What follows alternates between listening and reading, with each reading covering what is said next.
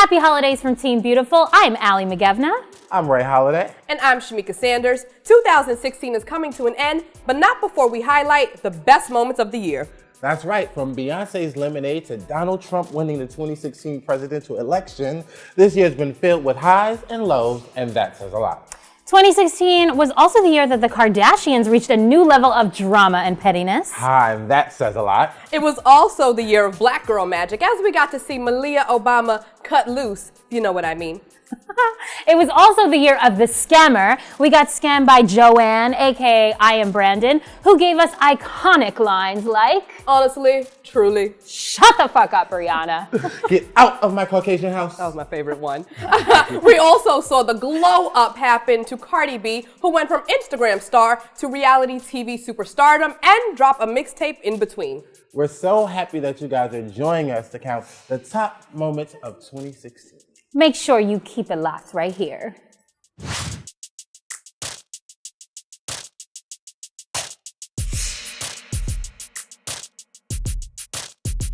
2016 was a great year. I think Kanye was like, you know what? F you niggas. Can I curse? If he voted for Trump, he probably would be having a mental breakdown, but it was disappointing. You know, people were calling him, you know, the late vote registration and electoral college vote dropout. I'm still somewhat of a Kanye fan. I just think Kanye needs a little talking to, a little spiritual advisory. Maybe we can get TD Jakes on the phone. Kanye's black card has been gone since that Kris Jenner interview when he was like, I love Kim. Kim is the greatest thing.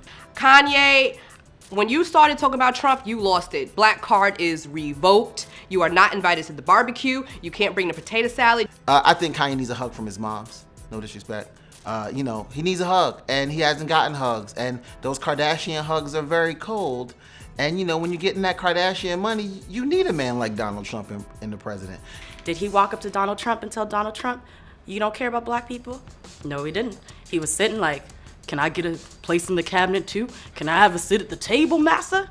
At some point, something changes. Because you don't go from disliking George Bush to loving Donald Trump. That just doesn't make any sense. Well, if Kanye really is sick, of course I wish him the best and definitely want to help him and send him good vibes. But if not, that blonde hair is just like part of the progression of like messed up, crazy Hollywood like process, because hair and celebrity sanity are always linked together. Remember when Britney rocked the baldy? Classic sign of craziness.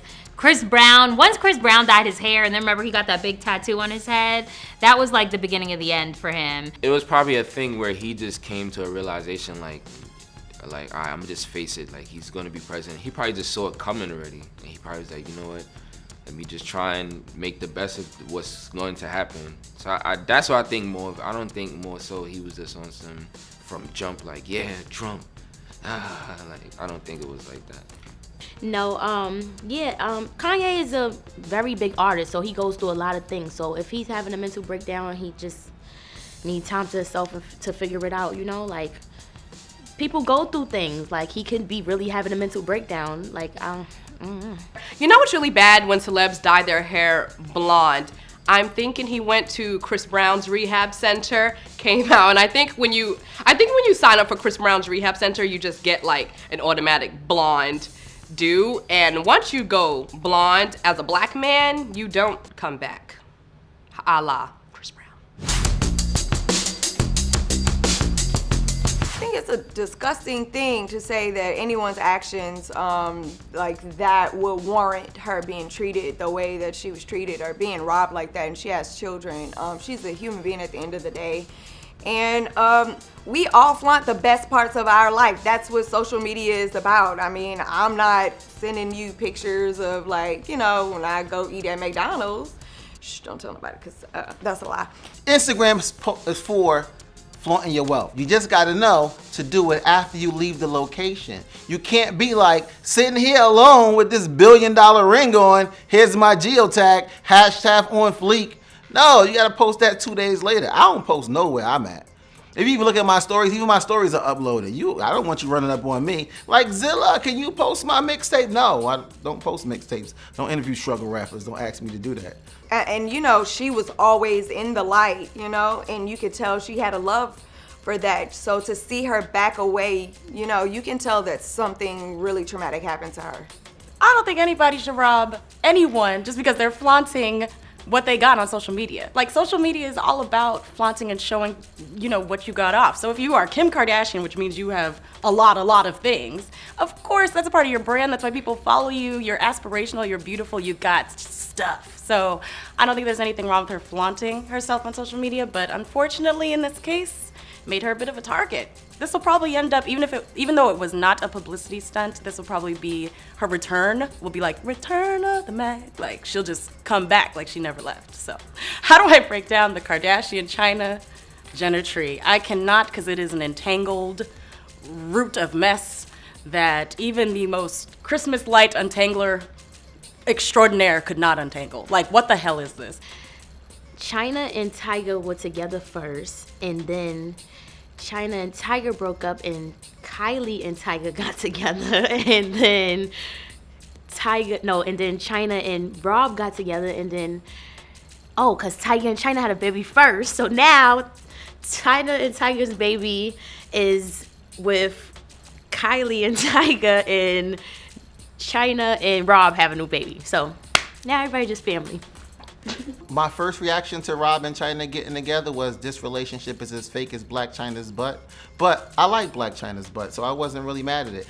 Rob needed this. Sometimes you need that black girl magic to make you lose 50 pounds and get up off the couch and take a shower. Because I firmly believe Rob wasn't taking showers. I think Black China is very smart. I mean, she just does things strategically that you never know what she's gonna do next. Like, I'm a fan of Black China because this is like, she never stopped. She came from nothing and she made it to something. So yeah, I think that's just dope.